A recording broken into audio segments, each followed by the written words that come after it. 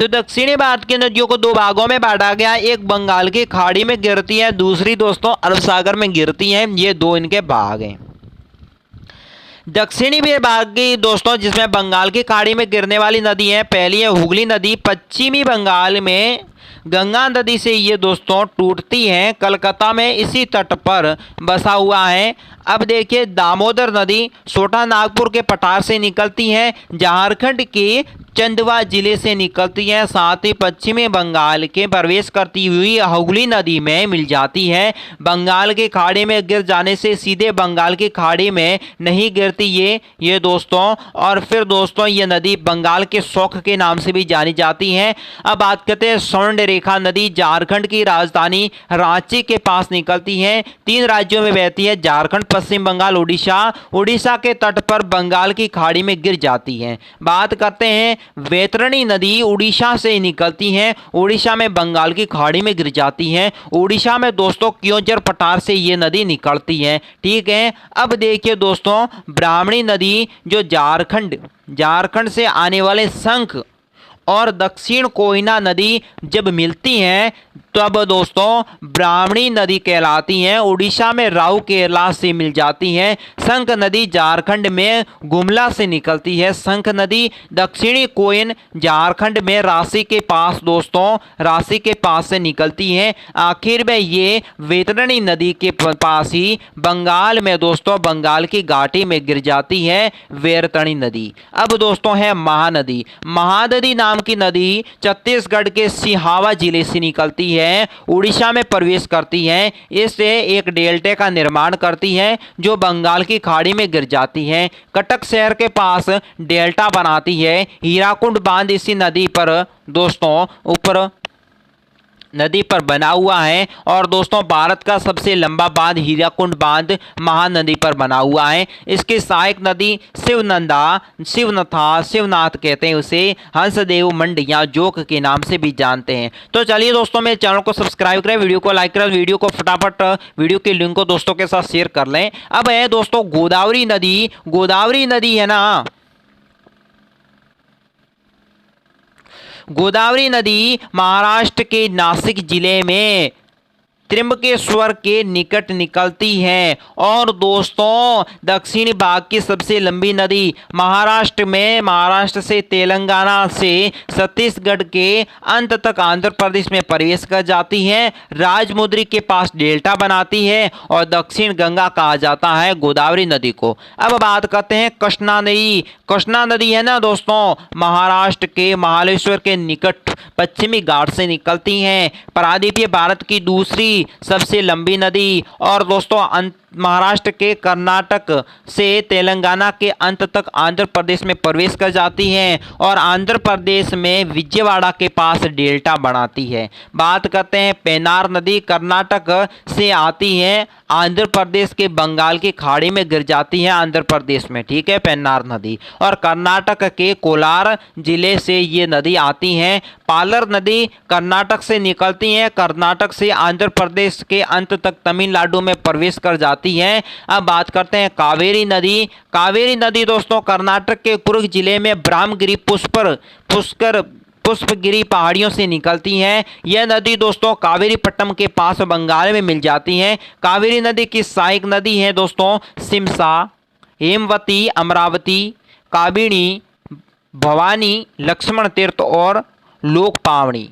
अब दोस्तों देखते हैं दक्षिणी भारत में अरब सागर में गिरने वाली नदियां। दक्षिणी भारत में 2 भागों में बांटी गई थी। दक्षिणी भारत में अरब सागर में गिरने वाली नदियां, लूणी नदी राजस्थान के अजमेर के निकट अरावली पर्वत की श्रृंखला से निकलती है। इसे दोस्तों लवण नदी भी कहा जाता है। इसे सांबर झील से होकर ये गुजरती हैं। और दोस्तों गुजरात के कच्छ का रण है या रण ऑफ कच्छ में ये विलुप्त हो जाती हैं। अब दोस्तों साबरमती नदी राजस्थान के उदयपुर के मेवाड़ की पहाड़ियों से निकलती हैं और इसको दोस्तों गुजरात के अहमदाबाद या गांधीनगर शहर के साबरमती नदी के निकट बसा हुआ है। आगे चलकर अरब सागर में दोस्तों खंबात की खाड़ी में नदी गिर जाती है। बात करते हैं माही नदी दोस्तों मध्य प्रदेश में विंध्याचल पर्वत की श्रेणियों के अंतर्गत आता है। 3 राज्यों में बहती हुई दोस्तों मध्य प्रदेश में ये राज्य के अंत में गुजरात में प्रवेश कर जाती है। भारत की ऐसी नदी जो कि कर्क रेखा को 2 बार काटने वाली कौन सी नदी है? प्रश्न कई बार पूछा जा चुका है, माही नदी। अब देखिए दोस्तों, नर्मदा नदी प्रायद्वीपीय भारत की सबसे लंबी नदी है और अरब सागर में दोस्तों जाकर गिरती है। प्रायद्वीपीय भारत की लंबाई के मामलों में तीसरे स्थान पर है। मध्य प्रदेश में अमरकंटक चोटी से निकलती है। अमरकंटक को 2 नदियां नर्मदा और सोन नदी से ये निकलती है। नर्मदा के सोन नदी ऐसी नदी है जो कि एक ही स्थान से निकलने वाली 2 नदियां जो विपरीत दिशा में दोस्तों बहती है। नर्मदा ऐसी दोस्तों ज़्यादा मध्य प्रदेश में बहती है। नर्मदा सबसे ज़्यादा मध्य प्रदेश में बहती है। भरंट घाटियों घाटियों से होकर ये बहती है नदी। अब देखिए दोस्तों, मध्य प्रदेश में महाराष्ट्र के अंत तक गुजरात में प्रवेश कर जाती है। बड़ौस के पास दोस्तों अरब सागर में गिर जाती है। मध्य प्रदेश के जबलपुर इसी नदी के किनारे बसा हुआ है। और दोस्तों ध्यान रख लेना, धुआंधार जलप्रपात नर्मदा नदी पर दोस्तों जबलपुर में बनाती है। जबलपुर में धुआंधार जलप्रपात बनाती है ये नदी। अब दोस्तों तापी नदी मध्य प्रदेश में महादेव पहाड़ियों से निकलती है। बैतूल पठार क्षेत्र इसके अंतर्गत आता है। मध्य प्रदेश में महाराष्ट्र के अंत में गुजरात में प्रवेश कर जाती है। सूरत शहर जिसे कहते हैं ताप्ती नदी के किनारे बसा हुआ है। अब देखिए दोस्तों, मांडवी नदी कर्नाटक से आती हैं। गोवा में आकर दोस्तों अरब सागर में गिर जाती हैं। गोवा की राजधानी पणजी जो दोस्तों मांडवी नदी के किनारे बचा हुआ है। अब दोस्तों जुआरी नदी गोवा से निकलती है और गोवा में ही अरब सागर में गिर जाती है। बात करते हैं शरावती नदी कर्नाटक से निकलती है, कर्नाटक में अरब सागर में गिर जाती है। कर्नाटक का जोग जलप्रपात इसी नदी के तट पर बसा हुआ है। महात्मा गांधी या गरसेपा जलप्रपात के नाम से जानी जाती है। गंगावेली नदी दोस्तों यहाँ पर कर्नाटक से निकलकर कर्नाटक में ही अरब सागर में गिर जाती है। बात करते हैं पेरियार नदी, यहाँ पर केरल से निकलकर केरल में ही दोस्तों अरब सागर में गिर जाती है। भारत पूजा नदी तमिलनाडु से आकर दोस्तों केरल में अरब सागर में गिर जाती है। बात करते हैं भारत के प्रमुख झील, भारत के प्रमुख झीलों पर चर्चा कर लेते हैं। भारत की सबसे बड़ी झील दोस्तों सिल्का झील उड़ीसा में है और ये खारे पानी की झील है। समुद्री तट के पास स्थित ये एक लेगून झील के नाम से भी प्रसिद्ध है, सिल्का झील। भारत की सबसे बड़ी ताजे पानी की झील वुलर झील जम्मू कश्मीर में स्थित है। ये दोस्तों मीठे पानी की झील है, ध्यान रख लेना, ये प्रश्न कई बार पूछा जा चुका है। झेलम नदी के मार्ग ये नदी बनाती है। भारत की सबसे ऊंचाई पर स्थित झील है, सिक्किम पर स्थित है चामुला झील जिसे कहते हैं तसो लहामो झील। इसकी ऊंचाई है 5330 मीटर। पूर्वोत्तर भारत की सबसे बड़ी दोस्तों झील है मणिपुर राज्य में स्थित लोकटक झील। इसी के पास दोस्तों यहाँ पर देख लेना एक प्रायद्वीपीय उद्यान केबुल लामजाओ है और दुनिया की एकमात्र तैरता हुआ राष्ट्रीय उद्यान यहाँ पर बना हुआ है। जम्मू कश्मीर में दोस्तों पेंगोंग त्योग झील चाइना के अधिकार वाले कश्मीर में है और वुलर झील दोस्तों झेलम के सर्पिलाकार चलाने के कारण बनी हुई है। इसे गोखुर झील के नाम से कहा जाता है। डल झील ताजे पानी की झील है, यहाँ पर दलदल पाया जाता है। मनसार झील, शेषनाग झील, अंतनाग झील और फिर दोस्तों नागिन झील। हिमाचल प्रदेश में दोस्तों सूरजताल झील, बड़ाला दर्रे के पास ताजे पानी की ये झील है। चंद्रताल झील और दोस्तों फिर है नगो झील और रेणुका झील दोस्तों सिरमौर जिले में स्थित है। ये एक ताजे पानी की झील है, यहाँ पर एक चिड़ियाघर भी है। अब दोस्तों उत्तराखंड में नैनीताल झील, रूपकुंड झील और भीमताल झील है, ठीक है। सिक्किम में दोस्तों चौमुला झील दोस्तों जिसे ये भारत की सबसे ऊंची झील है 5330 मीटर चांगोपा झील। मणिपुर में है दोस्तों लोकटल झील जो पूर्वोत्तर में सबसे बड़ी झील है और यहाँ तैरता हुआ राष्ट्रीय उद्यान केबुल लामजाओ यहीं पर बना हुआ है। अब बात करते हैं उड़ीसा में चिल्का झील, ये खारे पानी की झील है, साथ ही भारत की सबसे बड़ी झील है, ये एक लेगून झील है। आंध्र प्रदेश में दोस्तों यहाँ पर देख लीजिए कोलूरू झील ताजे पानी की झील है, गोदावरी और कृष्णा नदी के बीच में बनती है। और दोस्तों पुलिकट झील, ये झील का कुछ हिस्सा तमिलनाडु में पड़ता है। इस झील को दोस्तों सतीश धवन अंतरिक्ष केंद्र इसके पास स्थित है। अब देखिए तमिलनाडु में दोस्तों वारानम झील, पुलिकट झील और फिर है सांबालकाल झील, ये झीलों का नाम कहीं पर पूछा जा चुका है, ये कहाँ पर झील बनी हुई। केरल में देखिएगा वेम्बानंद झील खारे पानी की लेंगुन झील है। और फिर दोस्तों है शास्तामकोटा झील, ये भी दोस्तों सस्तामकोटा लेक है। और अष्टमुडी झील दोस्तों है अस्तामुदी लेक। तेलंगाना में दोस्तों है हिमायत सागर झील, उस्मान सागर झील। महाराष्ट्र में है दोस्तों लोनार झील या ज्वालामुखी द्वारा निर्मित झील। मध्य प्रदेश में दोस्तों है तवावोर झील, नर्मदा घाटी के पास बांध बनाकर बनाए गए हैं और है भोज झील। गुजरात में दोस्तों नल सरोवर झील, राजस्थान में सांभर झील खारे पानी की झील है, ये भारत के नमक की आपूर्ति की सहायक सांभर झील है। फिर दोस्तों पुष्कर झील, नक्की झील। राजस्थान की झीलों में दोस्तों है ढेबर झील मानव द्वारा निर्मित 17वीं शताब्दी में उदयपुर के राजा द्वारा बनाई गई थी। और फिर है दोस्तों पसपदरा झील जो खारे पानी की झील है। अब देखते हैं दोस्तों भारत के प्रमुख जलप्रपात कौन कौन से हैं।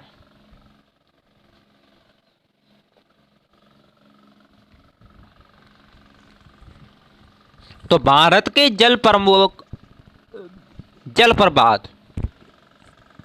जलप्रपात किसे कहते हैं? जलप्रपात उसी स्थान को कहते हैं जहां नदी का पानी पहाड़ों की चट्टानों के नीचे भूमि पर गिरता है। अगर पानी की सामान्य मात्रा में कम ऊंचाई से भूमि पर गिरता है तो उसे जलप्रपात कहते हैं। अगर नदी का पानी अधिक मात्रा में अधिक ऊंचाई से गिरता है तो उसे महाजलप्रपात के नाम से जाना जाता है। भारत के राज्यवार जलप्रपात, राजस्थान सूलिया जलप्रपात चंबल नदी पर बना हुआ है। कोटा राजस्थान में 18 मीटर की ऊंचाई से पानी गिरता है। मेघालय में दोस्तों नोकलिकाई जलप्रपात बारिश के पानी के कारण बनता है 340 मीटर की ऊंचाई पर। झारखंड में है दोस्तों हुड्रू जलप्रपात स्वर्णरेखा नदी पर बना है 74 मीटर की ऊंचाई पर।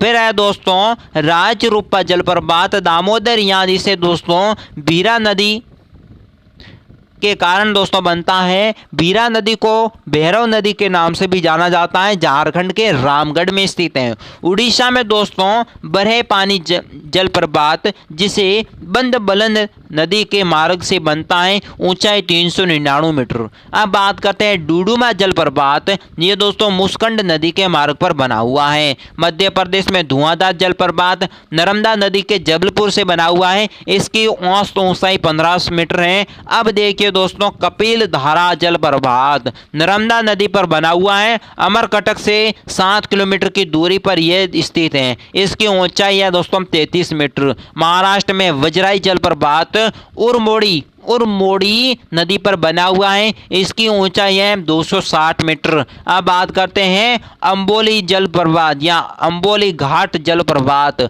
इसे दोस्तों हिरण्यकेशी नदी पर बना हुआ है, इसकी औसत ऊंचाई 690 मीटर। तमिलनाडु में दोस्तों हेगे नक्कल जलप्रपात कावेरी नदी पर बना हुआ है, इसकी औसत ऊंचाई है 20 मीटर। पाइकारा जलप्रपात पाइकारा नदी पर बना हुआ है, ऊटी या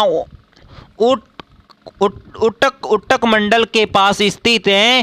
केरल में है दोस्तों पालारुई जलप्रपात, इसकी औसत ऊंचाई है 90 मीटर।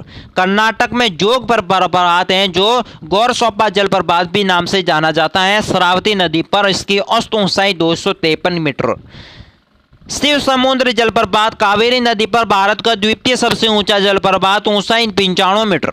दूध सागर जलप्रपात मांडवी नदी पर बना हुआ है, गोवा कर्नाटक की सीमा पर बनाया हुआ है, इसकी औसत ऊंचाई 30 मीटर। अब दोस्तों भारत की राष्ट्रीय सड़कें यानी कि परिवहन तंत्र, भारत में सड़क यातायात प्रदेश की कुल यातायात का 87.4% है। भारत में कुल 67 लाख किमी तक का दोस्तों सड़क नेटवर्क से जुड़ा हुआ है। सड़क परिवहन में विश्व का पहला स्थान यूएसए का है, दूसरा स्थान भारत का और तीसरा स्थान सड़क परिवहन में चीन का है। राष्ट्रीय राजमार्ग, राज्य राजमार्ग, सीमांत सड़कें, जिला सड़कें और ग्राम सड़कें इस भागों में 5 भागों में विभक्त किया गया है। भारत का औसत सड़क घनत्व 142.6 किलोमीटर यानी कि 100 वर्ग किलोमीटर है। भारत का अधिकतम सड़क घनत्व वाला राज्य केरल है जो 517 किमी स्थित है 100 वर्ग किमी में। देश की आर्थिक विकास को बढ़ावा देने के लिए 1998-99 में तत्कालीन प्रधानमंत्री अटल बिहारी वाजपेयी के नेतृत्व में राष्ट्रीय राजमार्ग विकास परियोजना की शुरुआत की गई थी। राष्ट्रीय राजमार्ग, भारत में राष्ट्रीय राजमार्ग की कुल लंबाई 1,42,226 किलोमीटर है। ये राष्ट्रीय राजमार्ग का निर्माण एक रखरखाव हेतु कार्य करती है।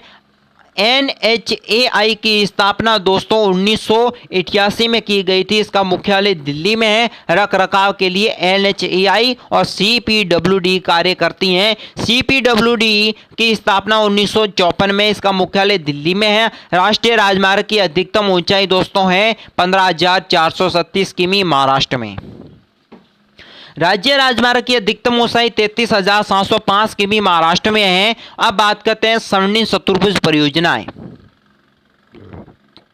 स्वर्णिम चतुर्भुज परियोजना देश की 4 महानगरों को राष्ट्रीय राजमार्गों को जोड़ने की परियोजना है। दिल्ली, मुंबई, चेन्नई, कोलकाता। इसकी कुल लंबाई दोस्तों 5,840 किमी। स्वर्णिम चतुर्भुज दोस्तों कुल 13 राज्यों से होकर गुजरता है।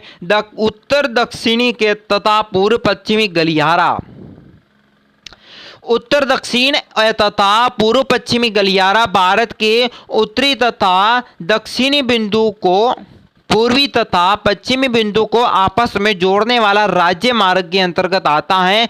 उत्तर पश्चिमी तथा पूर्व पश्चिमी गलियारा परियोजना NH-44 तथा NH-27 के अंतर्गत आता है। यह दोनों दोस्तों ध्यान रख लेना, राष्ट्रीय राजमार्ग उत्तर प्रदेश में झांसी के अंतर्गत दूसरे से मिलता है। उत्तर दक्षिणी गलियारा NH-44 जम्मू कश्मीर को, यानी जम्मू कश्मीर से कन्याकुमारी को आपस में जोड़ता है। ठीक है।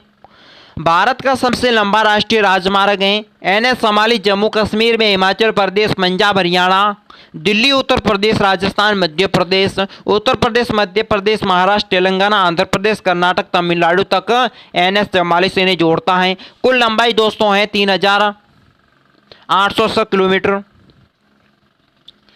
पूर्व पश्चिमी गलियारा NH-27 असम से गिलसर से गुजरात के पोरबंदर को जोड़ता है। NH-27 असम के पश्चिमी बंगाल, बिहार, उत्तर प्रदेश, राजस्थान और गुजरात को जोड़ता है।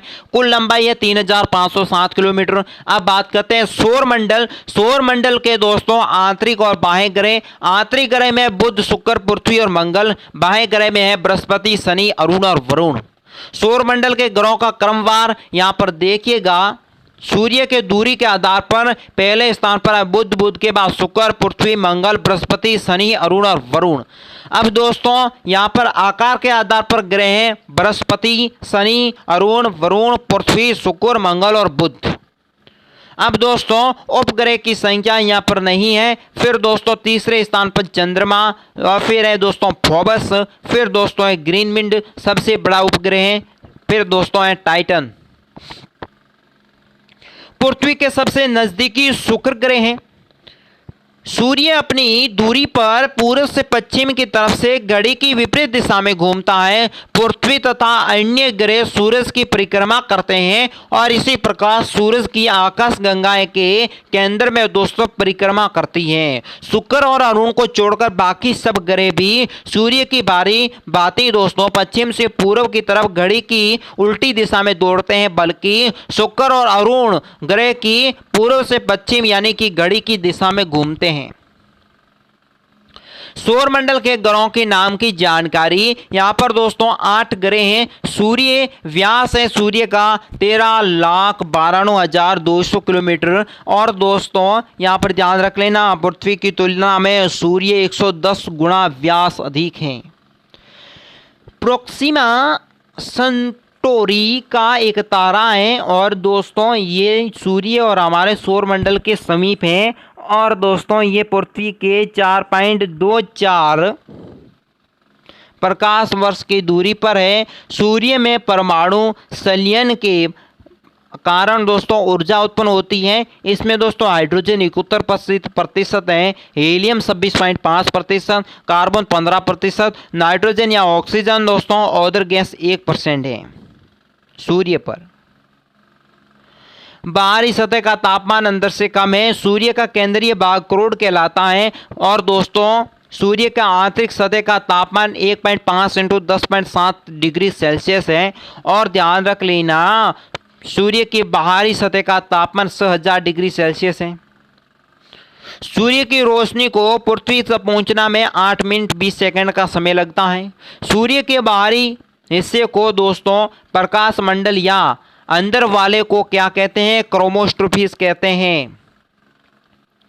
बुध ग्रह सबसे छोटा सूर्य के निकटतम ग्रह है। बुध ग्रह के सबसे निकटतम होने से बुध ग्रह सबसे गर्म ग्रह भी कहलाता है, क्योंकि दोस्तों सूर्य के निकटतम होने के कारण इसका वायुमंडल नष्ट हो जाता है और जिस कारण यहाँ पर ऊष्मा और से भी अधिक होता है। बुध ग्रह को सूर्य की पूरी तरह से परिक्रमा करने में 88 दिन लग जाते हैं। और ध्यान रख लेना दोस्तों बुध को अपनी दूरी पर घूमने में 59 मिनट लगते हैं, यानी 59 दिन लगते हैं। 59 मिनट नहीं, यानी कि बुध को अपनी दूरी पर घूमने में 59 दिन लग जाते हैं। और दोस्तों बुध ग्रह का कोई दोस्तों उपग्रह नहीं है। शुक्र ग्रह का आकार है बनावट लगभग पृथ्वी के बराबर ही है और इसे दोस्तों शुक्र या पृथ्वी की बहन के नाम से भी जाना जाता है। शुक्र को दोस्तों पृथ्वी की बहन कहते हैं, ठीक है। और दोस्तों शुक्र सभी ग्रहों के सबसे अधिक परम गर्म ग्रह है और दोस्तों ग्रह का वायुमंडल CO2 से भरा हुआ है, जो कि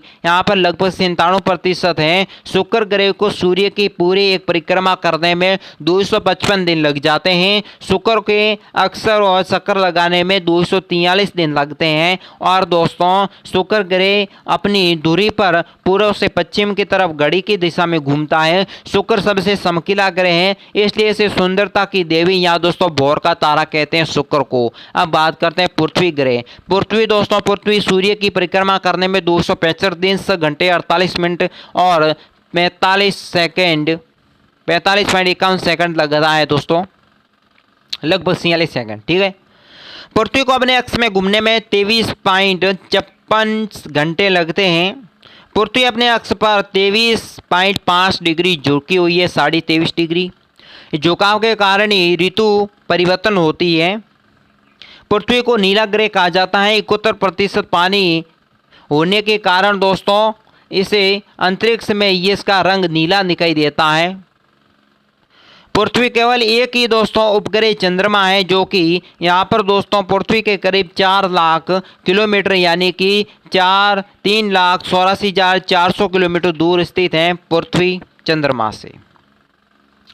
मंगल ग्रह को आयरन ऑक्साइड अधिक होने के कारण इसे दोस्तों इस ग्रह का रंग लाल दिखाई पड़ता है। मंगल ग्रह को लाल ग्रह या दोस्तों लाल ग्रह भी बोला जाता है। यहाँ पर ध्यान रख लेना मंगल ग्रह के अक्ष में घूमने में 24.6 घंटे लगते हैं। और दोस्तों साथ ही मंगल को सूर्य की पूरी परिक्रमा करने में 787 दिन लग जाते हैं। मंगल के 2 उपग्रह हैं, फोबोस और डिमोस, ठीक है। मंगल ग्रह का आकार पृथ्वी से छोटा है। मंगल ग्रह का दोस्तों निक्स ओलंपिया नामक एक पर्वत है और जो कि इसे आधार से माउंट एवरेस्ट के 3 गुना अधिक ऊंचा है। अब बात करते हैं बृहस्पति ग्रह भी ये ग्रह सबसे बड़ा ग्रह है। बृहस्पति ग्रह इस ग्रह में घूमने के लिए केवल 10 घंटे का समय लेता है और दोस्तों ये सभी ग्रहों से सबसे तेज है। इस ग्रह का तापमान 130 डिग्री सेल्सियस है और दोस्तों बृहस्पति ग्रह का अधिक 79 उपग्रह हैं। इस उपग्रह में दोस्तों गैरीमिड सबसे बड़ा उपग्रह है। गैरीमिड पूरे सौरमंडल का सबसे बड़ा उपग्रह भी है और इसमें आकार में बुध ग्रह भी कहा जाता है। और साथ ही दोस्तों सूर्य की पूरी परिक्रमा करने में बृहस्पति को 12 वर्षों का समय लग जाता है। और दोस्तों साथ ही बृहस्पति की वजन की तुलना में सारे दोस्तों ग्रहों की वजन का 2.5 गुना अधिक भार है। अब दोस्तों देखते हैं शनि ग्रह। शनि ग्रह सूर्य की दूरी के अनुसार शनि 6ठे स्थान पर हैं। कितने स्थान पर हैं? 6ठे स्थान पर।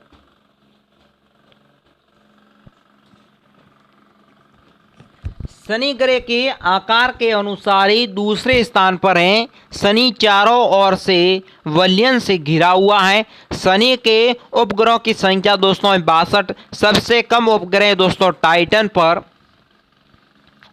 अरुण ग्रह दोस्तों सूर्य से दूरी के अनुसार 7वां और आकार के अनुसार तीसरा ग्रह।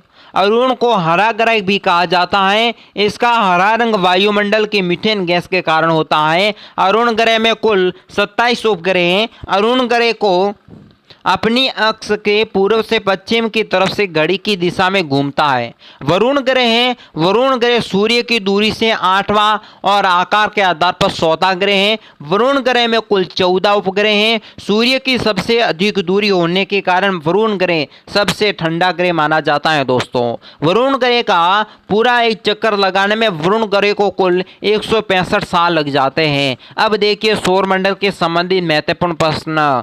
सौरमंडल में कितने उपग्रह हैं? सौरमंडल में 8 ग्रह हैं। ठीक है, कितने ग्रह हैं? 8 ग्रह। बुध, शुक्र, पृथ्वी, मंगल।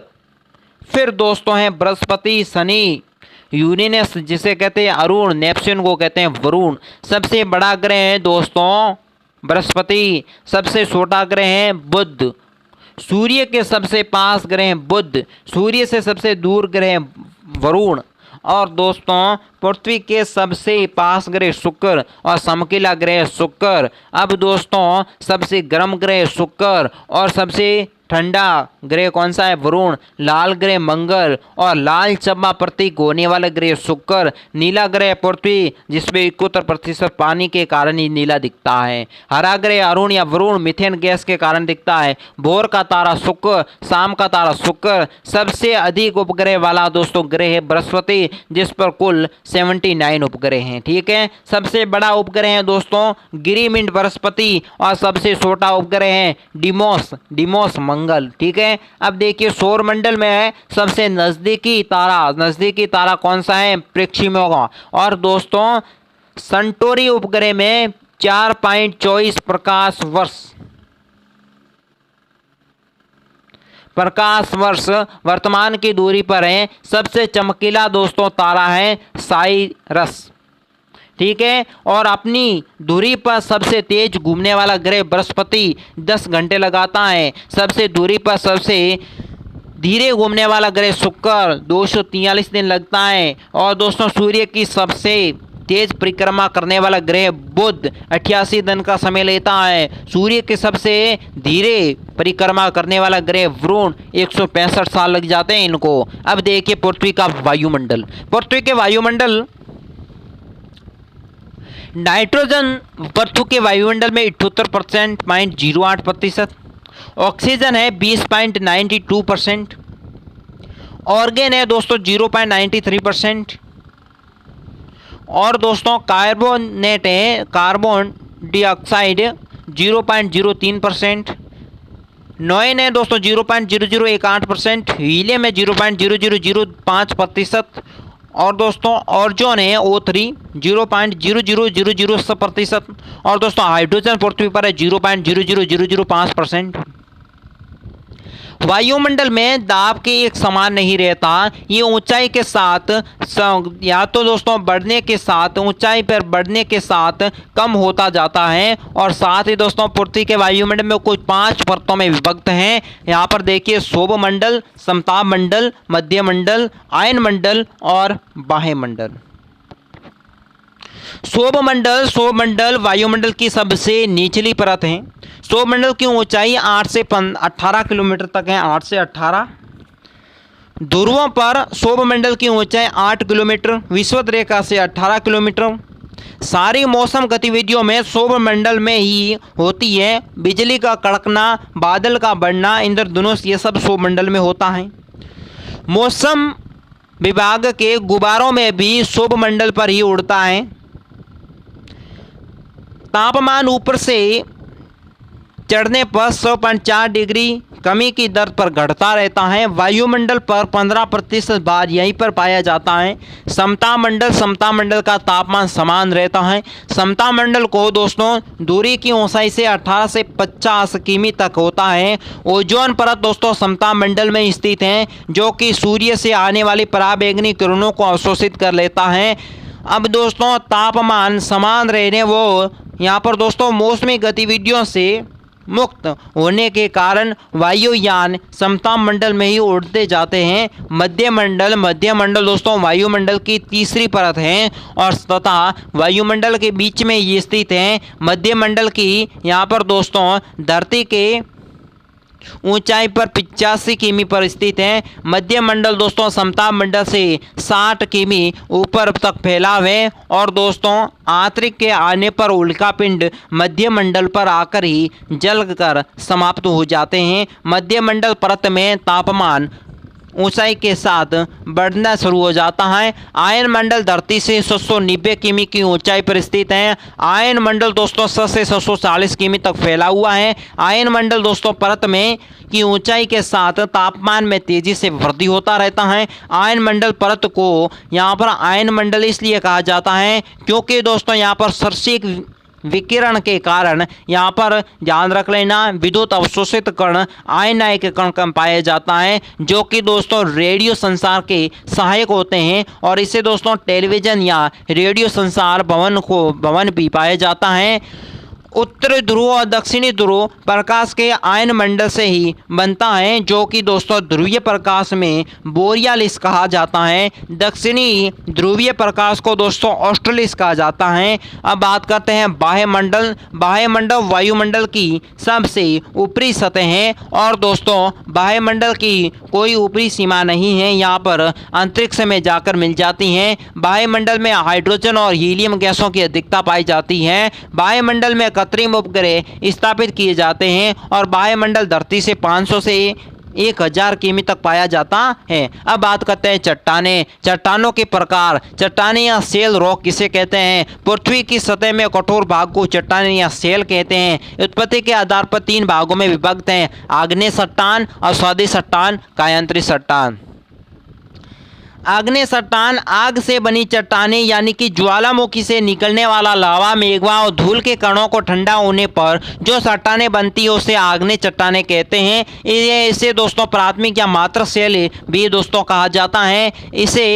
इसमें दोस्तों परतें जीवाश्म नहीं पाए जाते। लोहा, निकल, सोना, तांबा और जस्ता यहाँ पर दोस्तों जैसे प्रमुख खनिज यहाँ पर पाए जाते हैं। आर्थिक रूप से संपन्न चट्टानें हैं। आग्नेय चट्टानों के उदाहरण है दोस्तों ग्रेनाइट, बेसाल्ट और फिर दोस्तों पेग्माटाइट, बिटुमिन्स आदि इसके प्रमुख उदाहरण हैं। अब दोस्तों अवसादी चट्टानें का निर्माण दोस्तों आग्नेय चट्टान से हुआ है। आग्नेय चट्टान हवा और पानी की वजह से दूर जाकर जमने लगते हैं और इसी से अवसादी चट्टान का निर्माण होता है। आग्नेय चट्टान की परत दर परत जमने से दोस्तों अवसादी चट्टानें बनती है। अंत में इसे दोस्तों परतदार चट्टानें भी कहा जाता है। इस चट्टानों के जीवाश्म पाए जाते हैं। खनिज तेल एवं शेल गैस आदि इसमें पाया जाता है। अवसादी चट्टानों के उदाहरण दोस्तों हैं बलुआ पत्थर, चूना पत्थर का कोयला और दोस्तों डोलोमाइट और शेल चट्टान, सीपीड और फिर लेग्नाइट जैसे प्रमुख इसके उदाहरण हैं। अब देखिए कायांतरित चट्टानें ताप दाब रासायनिक क्रियाओं के कारण आग्नेय अवसादी चट्टानों के रूप में बदल जाते हैं। इसे रूपांतरित या कायांतरित चट्टानें कहे जाते हैं। ये 2 प्रकार के होते हैं, आग्नेय चट्टानें या कायांतरित चट्टान। आग्नेय चट्टान से कायांतरित चट्टानें ग्रेनाइट से नीच और दोस्तों बेसाल्ट से शिष्ट बनना यानी आग्नेय से कायांतरित बनना। अवसादों के कायांतरित यानी बलुआ पत्थरों को क्वार्ट्जाइट, चूना पत्थर को संगमरमर। अब देखिए भारत में पाई जाने वाली भूगर्भीय चट्टानें कौन कौन सी हैं? आर्किक क्रम के चट्टानें, धारवाड़ क्रम की चट्टानें, कुंडपक क्रम की चट्टानें, विधियन क्रम की चट्टानें, गोंडवाना क्रम की चट्टानें और फिर दक्कन ट्रैप। अक्षमीकरण की चट्टानें, यह चट्टानें दोस्तों पृथ्वी से ठंडा होने के पहले बनी ये सबसे पुरानी चट्टानें हैं। प्रायद्वीपीय भाग में 2/3 भाग में ये पाई जाती हैं। ये मुख्यतः कर्नाटक, आंध्र प्रदेश, तमिलनाडु, बिहार और अर्के चट्टानें रवेदार होती हैं। इस चट्टानों में जीवाश्म का अभाव सबसे अधिक होता है। नीच ग्रेनाइट, मार्बल और दोस्तों क्वार्ट्ज और डोलोमाइट आदि आर्क्षीय क्रम की चट्टानों के उदाहरण हैं। दरवाड़ा क्रम की चट्टानें नामकरण कर्नाटक के दरवाड़ा जिले के नाम पर की गई है दोस्तों। इसका निर्माण आर्के क्रम की चट्टानों के रूपांतरित रूप से हुआ है। इस रूप से कर्नाटक के 3 दरवाड़े जिसमें बिल्लारी शिमांगो में पाई जाती हैं। और दोस्तों ध्यान रख लेना, यहाँ पर आर्थिक रूप से समृद्ध चट्टानें भारत की सभी प्रमुख खनिज धातु लोहा, सोना, मैग्नीज, जस्ता, तांबा, टंगस्टन और क्रेमिनियम ये क्रम से चट्टानों यानी दरवाड़ा चट्टानों में पाई जाती हैं। दक्कन ट्रैप प्रायद्वीपीय भारत के गोंडवाना लैंड का एक भाग है। प्रायद्वीपीय काल में इस भाग को अफ्रीका महाद्वीप से अलग हुआ था। इस समय धरती के अंदर पर लावा निकलकर पठार में फैल जाता है। इस लावा के कारण बेसाल्ट की चट्टानों का निर्माण होता है। दक्कन ट्रैप में मुख्य रूप से महाराष्ट्र तक फैला हुआ है। इसका मुख्य भाग मध्य प्रदेश या गुजरात तक ही आता है। आगे दक्कन ट्रैप के अपरदन के कारण काली मिट्टी का निर्माण होता है। काली मिट्टी को रेगर मिट्टी या दोस्तों कपासी मिट्टी भी कहा जाता है। भारत में प्रमुख स्टील प्लांट, अब ध्यान रख लेना दोस्तों, भारत के प्रमुख steel plant, Bokaro steel plant Jharkhand में स्थित है। एशिया का सबसे बड़ा प्लांट है। तृतीय पंचवर्षीय योजना के अंतर्गत ये बनाया गया था। रूस के सहयोग से 1937 में ये दोस्तों शुरू किया गया था बोकारो। अब ध्यान रख लेना, बोकारो कैसे याद रखें, बोझारू, बो का मतलब होता है बोकारो स्टील प्लांट, झा का मतलब होता है झारखंड, रू का मतलब होता है रूस के सहयोग से यानी बोझारू। ये दोस्तों एक नियम। अब देखिए भिलाई स्टील प्लांट छत्तीसगढ़ के सहयोग से बनाया गया है। द्वितीय पंचवर्षीय योजना के अंतर्गत बनाए गए। रूस के सहयोग से 1959 में। भिलाई को कैसे याद रखेंगे, बिसरू, बी का मतलब होता है भिलाई स्टील प्लांट, स का मतलब होता है छत्तीसगढ़, रू का मतलब होता है रूस, बिसरू। दुर्गापुर स्टील प्लांट है दोस्तों, पश्चिम बंगाल में स्थित है। द्वितीय पंचवर्षीय योजना के अंतर्गत बनाया गया था ब्रिटेन के सहयोग से 1962 में। इसे कहते हैं दुबी और दू मतलब दुर्गापुर स्टील प्लांट, ब का मतलब बंगाल और बी का मतलब होता है ब्रिटेन के सहयोग से। राउरकेला स्टील प्लांट उड़ीसा में स्थित है। द्वितीय पंचवर्षीय योजना के अंतर्गत बनाया गया था जर्मनी के सहयोग से 1959 में। इसे कहते हैं राउज, रा का मतलब होता है राउरकेला स्टील प्लांट, ओ का मतलब होता है उड़ीसा और ज का मतलब जर्मन के सहयोग से 1959 में। बरनपुर स्टील प्लांट पश्चिम बंगाल में स्थित है। विजयनगर स्टील प्लांट कर्नाटक में स्थित है। अब देखिए भारत के प्रमुख खनिज है, उनकी कौन कौन सी खाने हैं, उनके राज्य। यहाँ पर दोस्तों खान है कोदीजार, उड़ीसा में है मैग्नीज की खान। बोजाई खान है, उड़ीसा में मैग्नीज की खान है। कलाहाड़ी है दोस्तों, उड़ीसा में है वो दोस्तों मैग्नीज की। बालाघाट मध्य प्रदेश में मैग्नीज की। भंडारा दोस्तों महाराष्ट्र में मैग्नीज की। श्रीकाकुलम गए आंध्र प्रदेश में मैग्नीज की। मलाजखंड और मध्य प्रदेश में तांबा की। खेतड़ी राजस्थान में है तांबा की। खोदरीबा दोस्तों है राजस्थान में तांबे की। मोसीबनी है दोस्तों झारखंड में तांबा की। बोटांग है दोस्तों सिक्किम में तांबा की। और दोस्तों पंचेखानी सिक्किम में तांबा की। रायगढ़ दोस्तों सिक्किम में तांबा की। और दोस्तों कोलार कर्नाटक सोना की है। और दोस्तों हट्टी में कर्नाटक सोना की है। रामगिरी में आंध्र प्रदेश में सोना की है। रामगंगा में दोस्तों आंध्र प्रदेश में है, वो भी दोस्तों सोना की है। रांची में दोस्तों झारखंड में है, ये दोस्तों है बॉक्साइड की। दोस्तों पलामू दोस्तों है झारखंड की जो बॉक्साइड की है। और रोहतांग दर्रे झारखंड में है जो बॉक्साइड की है।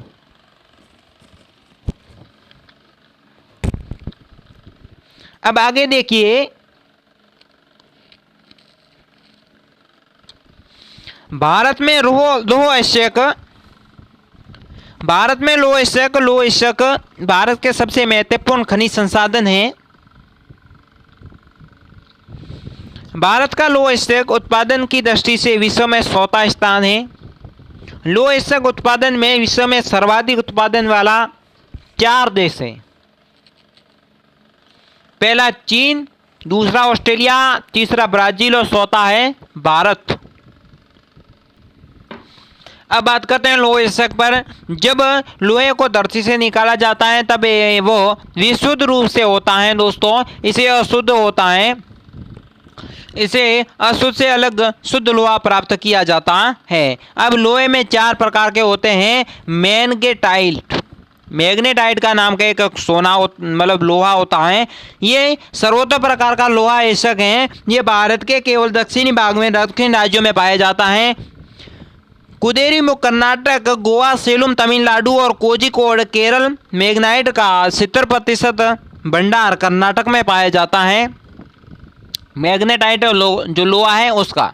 अब बात करते हैं हेमेटाइट प्रकार का लोहा। इस प्रकार की दूसरा सर्वोत्तम किस्म का लोहा ऐसा माना जाता है। भारत में 80% लोहा भंडार इसी का है। और दोस्तों पूर्वोत्तर भाग में उड़ीसा देखिए, पूर्वोत्तर भाग में उड़ीसा, झारखंड और छत्तीसगढ़ में हेमेटाइट नाम का लोहा पाया जाता है। फिर दोस्तों है लिमोनाइट और फिर दोस्तों है सिडेराइट।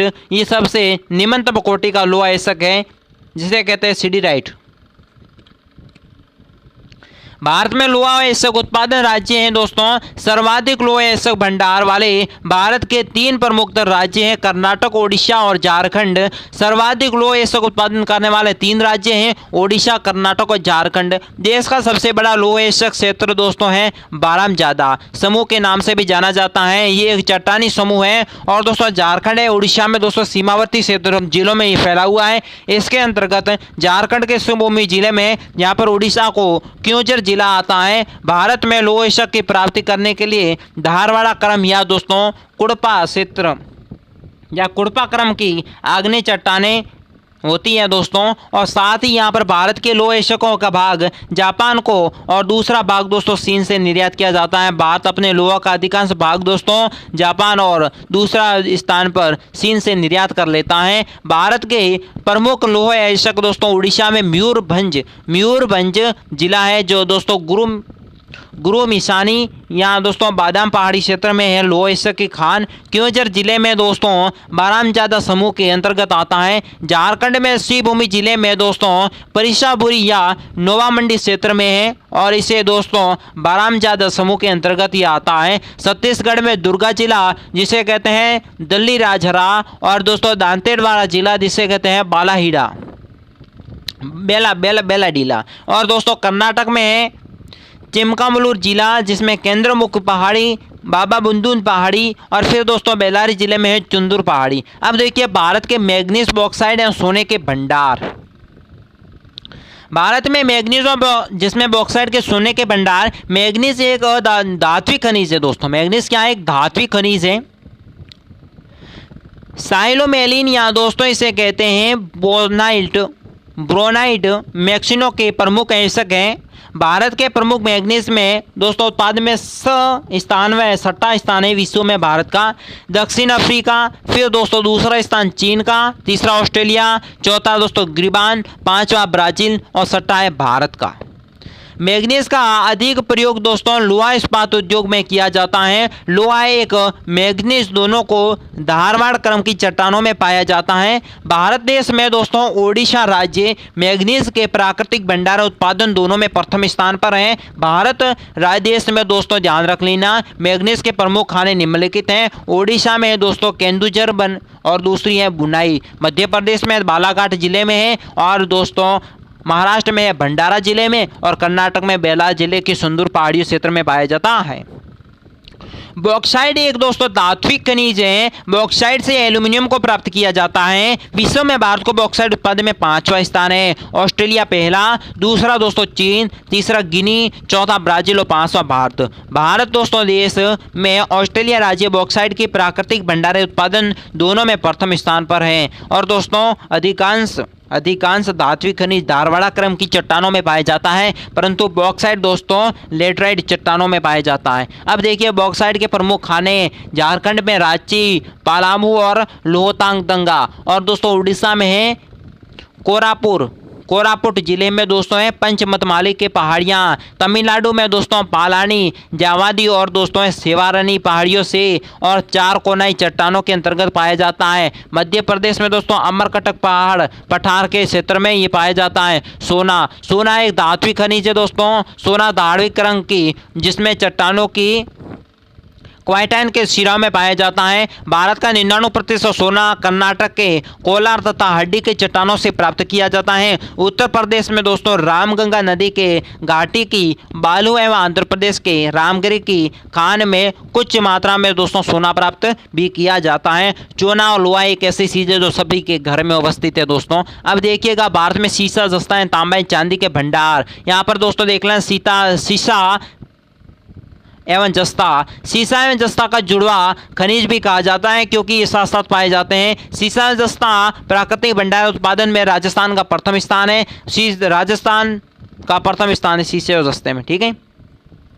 भारत में जस्ता का 92% भंडार, सीसा जस्ता का 50% राजस्थान में पाया जाता है, ठीक है। और ध्यान रख लेना, राजस्थान के उदयपुर जिले में जावर की खानें सीसा जस्ता की सबसे बड़ी खान है। भारत में सीसा जस्ता का निष्कर्षण यानी कि हिंदुस्तान जिंस लिमिटेड द्वारा सीसा जस्ता का निष्कर्षण किया जाता है। और दोस्तों सीसा का सर्वाधिक उपयोग लोहा इस्पात उद्योगों में किया जाता है। अब ध्यान लेना दोस्तों, जस्ते का उपयोग लोहे के जंगरोधी बनाने में किया जाता है। उदाहरण के लिए रेल की पटरियों में शीशे का प्रयोग दोस्तों आवश्यक लेना है। और दोस्तों जस्ते का प्रमुख आवश्यक है स्पेलेराटाइट। अब दोस्तों भारत में शीशे जस्ते का प्रमुख खान निम्नलिखित है। राजस्थान के उदयपुर जिले में जावर की खान है। चित्तौड़गढ़ में दोस्तों रामपुर अगुना की खान है। चिक्की में दोस्तों भोटांग या पचिया खाने की खाने। अब देखिए तांबा, मानव सभ्यता द्वारा सबसे पहले प्रयोग की जाने वाली धातु कौन सी थी? तांबा थी। और भारत में तांबे को पाषाण काल में प्रयोग किया गया था। तांबे के प्रमुख आवश्यक जिसे कहते हैं चाल कोपाराइट, जिसे कहते हैं चल कोइसाइट या बोनाइट। हड़प्पा सभ्यता के प्रमुख धातु कांसा थी, जबकि तांबे से टिन को मिलाने के बाद बनाया जाता है। तांबा प्लस टिन के बाद कांसा बनता है। तांबे में दोस्तों जस्ता को मिलाकर पीतल बनाया जाता है या तांबा प्लस जस्ता को पीतल से बनाया जाता है। अब देखिए दोस्तों तांबे में जस्ता मिलाएंगे तो पीतल बनेगा और दोस्तों तांबे में आप टिन मिलाएंगे तो आपका कांस्य बनेगा। अब देखिएगा भारत में प्राकृतिक भंडार उत्पादन की दृष्टि से सर्वाधिक उत्पादन मध्य प्रदेश राज्य में होता है और दोस्तों राजस्थान दूसरे स्थान पर है। और यहाँ पर भारत में तांबे की प्रमुख खानें निम्नलिखित हैं। राजस्थान के झुंझुनू में खेतड़ी की खानें और अलवर में है दोस्तों खो दरीबा की खान। और मध्य प्रदेश में दोस्तों बालाघाट जिसे कहते हैं मलासखंड की खान। झारखंड में शिवभूमि जिला में दोस्तों मूसाबानी की खान। सिक्किम में है दोस्तों रगपो भोटांग या दोस्तों पसिया खाने की खाने। अब देखिए चांदी, भारत में चांदी की स्वतंत्र खाने जहां केवल चांदी का निष्कर्षण नहीं किया जा सकता। भारत में चांदी प्राय शीशे जस्ते के साथ अथवा सोने के साथ मिश्रित रूप से किया जाता है। इसका निष्कर्षण हिंदुस्तान जिंस एलटीडी के द्वारा किया जाता है। राजस्थान में उदयपुर जिले में जावर की खानों में शीशा जस्ता के साथ कुछ मात्रा में चांदी भी पाई जाती है। भारत में चांदी का सर्वाधिक दोस्तों उत्पादन राजस्थान के चित्तौड़गढ़ से होता है। कुछ मात्रा में चांदी कर्नाटक के केलार खान से भी होती है। अब देखिए भारत में क्रोमाइट, निकेल या टिन के भंडार कहाँ पर हैं? क्रोमाइट तथा निकेल के साथ साथ पाए जाने वाले धातु भी है दोस्तों। भारत में क्रोमाइट का 95% भंडार ओडिशा के राज्य में पाया जाता है। ओडिशा के कटक क्षेत्र में दोस्तों सुकिंदा घाटी में क्रोमाइट उत्पादन के लिए प्रसिद्ध है। क्रोमाइट में दोस्तों क्रोमियम धातु प्राप्त किया जाता है जिसके प्रमुख उपयोग दोस्तों हैं स्टेनलेस स्टील बनाने के लिए किया जाता है। स्टैंडर्ड स्टील में दोस्तों लोहा plus chromium plus nickel plus carbon के बाद बनता है। निकेल के भंडार एवं उत्पादन में भी ओडिशा राज्य का एकाधिकार है। क्रोमाइट के क्षेत्र में दोस्तों धारवाड़ा क्रम की चट्टानें भी यहाँ पर मिलती हैं। कर्नाटक एवं महाराष्ट्र के कुछ जिलों में दोस्तों क्रोमाइट के सीमित भंडार हैं। अब बात करते हैं टिन दोस्तों भारत में टिन के सीमित भंडार हैं। टिन प्रमुखतः दोस्तों धारवाड़ क्रम की चट्टानों में पाया जाता है। भारत में टिन एकमात्र उत्पादन राज्य छत्तीसगढ़ है और दोस्तों टिन का महत्वपूर्ण उत्पादन बस्तर जिले में होता है। अब देखिए भारत के अधात्विक खनिज कौन कौन से हैं भारत में अधात्विक खनिजों में है दोस्तों हीरा एक प्रकृति में कार्बन एवं सबसे शुद्ध रूप से प्राकृत में एक सबसे कठोर तत्व माना जाता है हीरा। भारत में हीरा मध्य प्रदेश के पन्ना और सतना जिले के खानों से प्राप्त किया जाता है। भारत में हीरा विध्वंसकर्म की चट्टानों में पाया जाता है। विश्व का प्रसिद्ध कोहिनूर हीरा गोलकुंडा की खानों से प्राप्त किया गया था दोस्तों। और मुंबई भारत की सबसे बड़ी हीरा मंडी मुंबई है। अब बात करते हैं चूना पत्थर। भारत के सभी राज्यों में पाया जाता है। चूना पत्थर दोस्तों कुड़पा क्रम की चट्टानों में पाया जाता है। भारत की सर्वाधिक उत्पादकता आंध्र प्रदेश राज्य में होते हैं। अब बात करते हैं अभ्रक। अभ्रक का सबसे प्रमुख अयस्क पिगमेंट है दोस्तों। इसके अलावा अभ्रक के अन्य प्रमुख अयस्क कौन कौन से हैं? मास्कोक्वाइट श्वेत अभ्रक कहते हैं, बायोटाइट श्याम अभ्रक, और तीसरा है दोस्तों फ्योगोवाइट पीत अभ्रक। भारत की प्राकृतिक अभ्रक के उत्पादन में विश्व में 14वां स्थान है, परंतु अभ्रक सीट उत्पादन में भारत विश्व में प्रथम स्थान पर है। अभ्रक सीट का 50% उत्पादन झारखंड राज्य से होता है। अभ्रक का प्रमुख उपयोग दोस्तों यहाँ पर देखिए विद्युत सामग्री बनाने के लिए किया जाता है। जिप्सम में 97% उत्पादन राजस्थान राज्य में होता है। अब देखिए दोस्तों राजस्थान का हनुमानगढ़ जिला जिप्सम उत्पादन के लिए प्रसिद्ध है। जिप्सम का प्रमुख उपयोग दोस्तों सीमेंट एवं उर्वरक बनाने के लिए किया जाता है। अब देखिए नमक। भारत में कुल नमक में दोस्तों 60% समुद्री नमक का उत्पादन गुजरात के तटीय क्षेत्रों में किया जाता है। 10% नमक का उत्पादन दोस्तों राजस्थान के झीलों में किया जाता है। और सांबर और लूणकरस और डीडवाना और पचपदरा ये नमक का उत्पादन के लिए क्षेत्र हैं।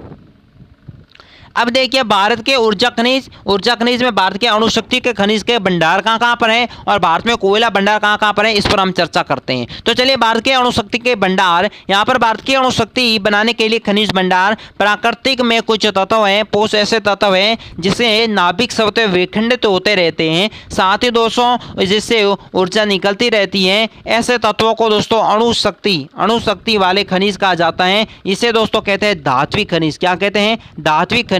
प्राकृतिक में पाए जाने वाले अणुशक्ति के खनिज निम्नलिखित हैं: यूरेनियम, थोरियम, बेरिलियम, बाद में है दोस्तों जिक्रोन के बाद है दोस्तों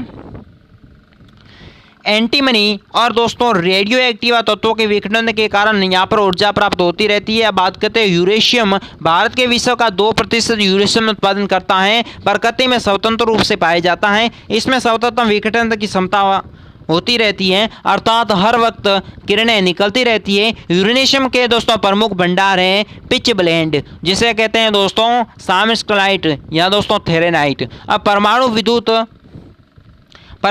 उत्पादकता में प्रमुख रूप से प्रयोग किया जाता है। भारत में 70% यूरेनियम उत्पादन झारखंड के सिंहभूमि जिले में होते हैं। जादूगोड़ा की खानें, यहाँ पर भारत के प्रसिद्ध खाने दोस्तों झारखंड में जादूगोड़ा या बगजादा कहते हैं। मेघालय में दोस्तों खाची पहाड़ियों में महाडस्क नाम के स्थान पर है दोस्तों। साथ ही आंध्र प्रदेश में तुमुलापल्ली में। और देखिए दोस्तों थोरियम के भंडार। थोरियम प्रकृति में स्वतंत्र रूप से नहीं पाया जाता। केरल तट पर दोस्तों मोनाजाइट बालू से प्राप्त किया जाता है। थोरियम यूरेनियम की भांति दोस्तों स्वतः विखंडित नहीं किया जा सकता। भारत दोस्तों यूरेनियम का एक विश्व का सबसे बड़ा उत्पादक राज्य है। अब देखिए भारत में कोयला भंडार। भारत में दोस्तों कोयला भंडार, वर्तमान में कोयला भंडार 285 अरब टन है भारत में। ठीक है, भारत में कोयला भंडार विश्व में तीसरे स्थान पर है। पहले चीन है, फिर दोस्तों यूएसए के बाद भारत का स्थान लगता है। भारत में निकाले गए कोयले में से 66% कोयला ताप विद्युत बनाने में प्रयोग किया जाता है। और दोस्तों यहाँ पर ध्यान रखना, भारत में कोयले का निष्कर्ष कोयल इंडियन एलटीडी द्वारा दोस्तों कोयलों को निष्कर्ष किया जाता है, निकाला जाता है। इसकी स्थापना 1975 में की गई थी। आधुनिक तरीके से दोस्तों कोयला निकालने के लिए प्रथम स्थान पर रांचीगंज पश्चिम बंगाल का स्थान लगता है। और दोस्तों भारत में सर्वाधिक कोयले खाने झारखंड में हैं। भारत में 3 शीर्ष कोयले होते हैं वाले राज्य हैं झारखंड। झारखंड के बाद उड़ीसा, उड़ीसा के बाद छत्तीसगढ़ का नंबर तीसरा लगता है। कोयले के प्रमुख प्रकार 4 होते हैं। एथेसाइट नाम का कोयला होता है। एथेसाइट कोयले में कार्बन की मात्रा 85% से अधिक होती है। भारत में केवल कारगिल क्षेत्रों में दोस्तों तारसीय चट्टानों में एथेसाइट कोयला पाया जाता है। फिर दोस्तों बिटुमिन कोयला। बिटुमिन कोयला में कार्बन की मात्रा 55% होती है से 65% के मध्य होती है। ठीक है, 55 से 65। बिटुमिन्स के कोयले में दोस्तों गोंडवाना युगिन कोयला है और यहाँ पर भारत में 90% से अधिक ये कोयला पाया जाता है। मुख्यतः दोस्तों पूर्वी भारत में 4 राज्यों झारखंड, पश्चिम बंगाल, उड़ीसा, छत्तीसगढ़ बिटुमिन कोयला पाया जाता है। बात करते हैं लिग्नाइट कोयले का कार्बन की मात्रा 45% से 50-50 यानी कि 15-50 यानी 55% के मध्य होती है, 45 से 55 मध्य के मध्य। और दोस्तों लिग्नाइट कोयले का भूरा कोयला कहा जाता है। इसे कौन सा कोयला कहते हैं? भूरा कोयला। लिग्नाइट कोयला भारत में सर्वाधिक मात्रा में तमिलनाडु के निवेली क्षेत्र में पाया जाता है। इसके अलावा असम के माकुम एवं राजस्थान के पलना में इसमें कुछ मात्रा में दोस्तों लिग्नाइट कोयला पाया जाता है। अगला कोयला है पीट कोयला। पीट कोयला में कार्बन की मात्रा 45% होती है। पीट कोयला में निम्नलिखित श्रेणियों का कोयला पाया जाता है। निम्न श्रेणी का कोयला पीट कोयला। पीट कोयला दोस्तों दलदली क्षेत्रों में सबसे अधिक पाया जाता है। भारत में पाए जाने वाला अधिकतर कोयला गैर कोकिंग क्षेत्र हैं। कोकिंग श्रेणी का कोयले में दोस्तों कार्बन की मात्रा अधिक है, नमी कम होती है। साथ ही लेह इस्पात उद्योग में कोकिंग कोयला का ही प्रयोग होता है। साथ ही दोस्तों भारतीय कोकिंग कोयला को चीन एवं ऑस्ट्रेलिया से आयात भी करता है। अब देखिए भारत में कोयला कितने प्रकार की चट्टानों में पाया जाता है? 2 प्रकार की चट्टानें, एक है गोंडवाना चट्टानें। इसमें कोयले के 98% भाग यही चट्टानों से प्राप्त किया जाता है। इसमें दोस्तों प्राय दोस्तों जाने वाले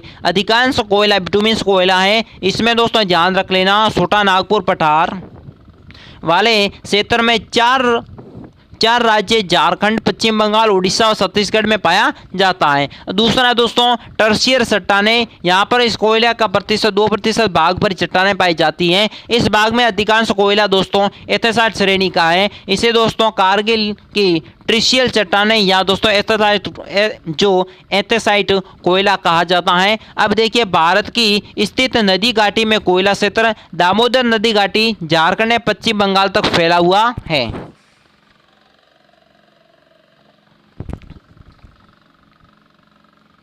रानीगंज कोयला क्षेत्र पश्चिम बंगाल में है। देश का 35% कोयला का उत्पादन यहीं से होता है। झारखंड की झरझिया कोयला क्षेत्र धनबाद जिले में, बोकारो कोयला क्षेत्र हजारीबाग जिले में तथा दोस्तों गिरिडीह कोयला क्षेत्र इसी क्षेत्र में पाया जाता है। सोन नदी कोयला क्षेत्र दोस्तों मध्य प्रदेश से छत्तीसगढ़ तक फैला हुआ है।